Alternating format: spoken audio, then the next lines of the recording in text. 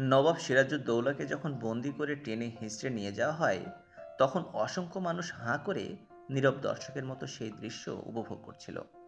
শুধু তাই নয়, পিঠে ছুরিকাঘাত করার পূর্বে নবাবকে কাঁটাওয়ালা সিংহাসনে বসিয়ে ও ছেঁড়া জুতো দিয়ে পিটিয়ে যখন অপমান করা হচ্ছিল, তখন হাজার হাজার মানুষ সেই তামাশা দেখে ব্যাপক বিনোদিত হয়েছিল। সাইকোলজিটা একটু খেয়াল করে দেখুন। এই জাতি ২০০ বছরের গোলামি সাদরে গ্রহণ করেছিল ওইভাবেই। একটি মজার তথ্য দেই, লর্ড ক্লাইভ তার ব্যক্তিগত ডায়েরিতে লিখেছেন, নবাবকে যখন ধরে নিয়ে যাওয়া হচ্ছিল, তখন দাঁড়িয়ে থেকে যারা এসব প্রত্যক্ষ করছিল, তারা যদি একটি করে ঢিলও ছুটত, তবে ইংরেজদের কঠিন পরাজয় বরণ করতে হতো।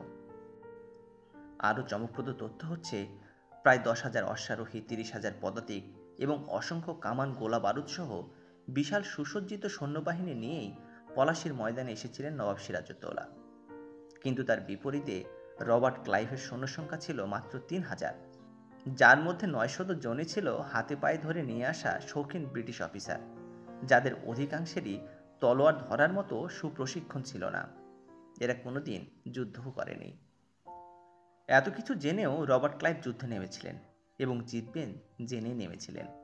কারণ তিনি খুব ভালো করেই জানতেন, একটি হীনমন্য ব্যক্তি, স্বার্থলোভী, দ্বিধাগ্রস্ত জাতিকে পরাস্ত করতে খুব বেশি আয়োজনের প্রয়োজন নেই। বড় সৈন্যবাহিনী এদের জন্য মশা মারতে কামান দাগার মতো। যাদেরকে সামান্য দাবার চালেই মাত করে দেওয়া যায়, তাদের জন্য হাজার হাজার সৈন্যের জীবনের ঝুঁকি তিনি কেন নেবেন? এছাড়াও মির্জাফরকে যখন নবাবের টোপ গেলানো হয়, রবার্ট ক্লাইভ তখনই সিদ্ধান্ত নিয়ে নেন যে সিরাজকে পরাজিত করার পর এই বদমাশটি সহ বাকিগুলোর পরিণতিও তাদের নবাবের মতোই হবে। এবং দেখুন, হয়েছেও তাই। ইতিহাস সাক্ষ্য দেয়, মির্জাফর, উর্মিচাঁদ, রায়বল্লভ, ঘসেটি বেগম সহ প্রত্যেকটি বেঈমানের মৃত্যু হয়েছে খুব করুণভাবে। রবার্ট ক্লাইভ মির্জাফরের বেঈমানির উপর ভরসা করে কিন্তু যুদ্ধ করতে আসেননি।